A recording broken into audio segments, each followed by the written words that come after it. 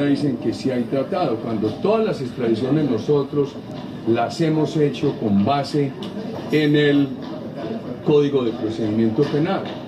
Lo segundo es que han aflorado unas denuncias de corrupción en un sector de la Corte Suprema, que hay que considerarlas, que las hicimos desde la época, por ejemplo, la ponente del caso de Andrés Felipe Arias, la magistrada María del Rosario González, decía que el gobierno nuestro la estaba persiguiendo, que yo había mandado a que la asesinaran.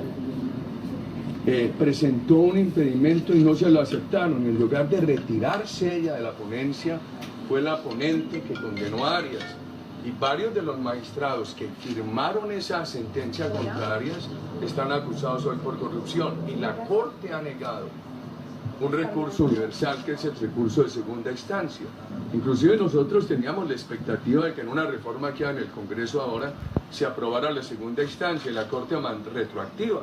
Y la Corte mandó una carta diciendo que por las actuales circunstancias pararan esa reforma. Entonces, muy apreciados comunicadores, yo les confieso, estoy muy triste. Lo segundo es que el gobierno de Colombia ha engañado a la opinión internacional, a los Estados Unidos, porque el gobierno de Colombia ha dicho que hay tratado de extradición cuando no lo hay. ¿Por qué? Porque Colombia, la Corte en 1986 declaró inexequible la ley colombiana que ratificaba el tratado. Las extradiciones, por ejemplo, que hizo mi gobierno, las hizo basado en el Código de Procedimiento Penal, no en tratado de extradición. Me parece sumamente grave que el gobierno de Colombia diga esto. Inclusive cuando el presidente Santos tomó la decisión de mandar a Venezuela al narcotraficante Maclén para complacer a Chávez, para que el narcotraficante Maclén no acusara a las autoridades de Venezuela de narcotráfico, el presidente Santos dijo que con Estados Unidos no había tratado, que también había requerido a Maclén, que lo mandaba a Venezuela porque con Venezuela sí había tratado, y ahora cambia. Ahora mandan un oficio diciendo que lo extradite, que extraditen a Arias hacia allá, que sí hay tratado, cuando Colombia no puede aplicar el tratado porque no hay ley ratificatoria en Colombia. Y es muy grave que lo que ha pasado, ahora se conocen actos de corrupción de magistrados que firmaron la sentencia contra Arias. Y la magistrada ponente María del Rosario González se quejaba de que el gobierno mío la perseguía. Dijo que yo había mandado a asesinarlo. Imagínense ustedes. Y no le aceptaron el impedimento. Y ella, en lugar de retirarse del caso, que debió ser lo ético, siguió como ponente y propuso la sentencia para condenar a Arias.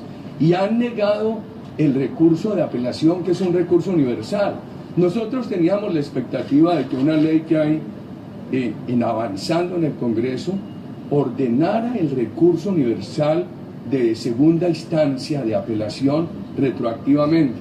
Y ahora la Corte mandó una carta al Congreso diciendo que pararan esa reforma. O sea que el señor Arias vuelve hoy a la cárcel por una mentira del gobierno de Colombia. El señor Arias vuelve hoy a la cárcel por una condena de una corte en la cual hay probados casos de corrupción. Y el señor Arias vuelve hoy a la cárcel en Estados Unidos cuando en Colombia no tiene la posibilidad de un recurso universal, que es el recurso de apelación. Pero seguimos en la lucha, con tristeza, pero seguimos en la lucha. Presidente Uribe, ¿cuáles son las opciones ahora del exministro Arias, usted que ha estado tan cerca de la defensa?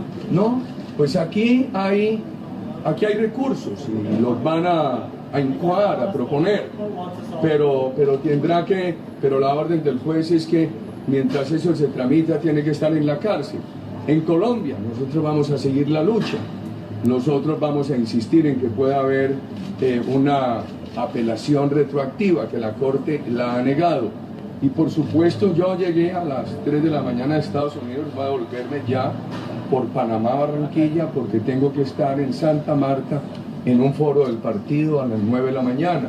Vamos a seguir esta lucha, queridos comunicadores. Presidente Uribe, una última pregunta. La Fiscalía le recomendó al exministro Arias que se entregue a la justicia colombiana. ¿Usted está de acuerdo con eso? Ay, si no tiene recursos.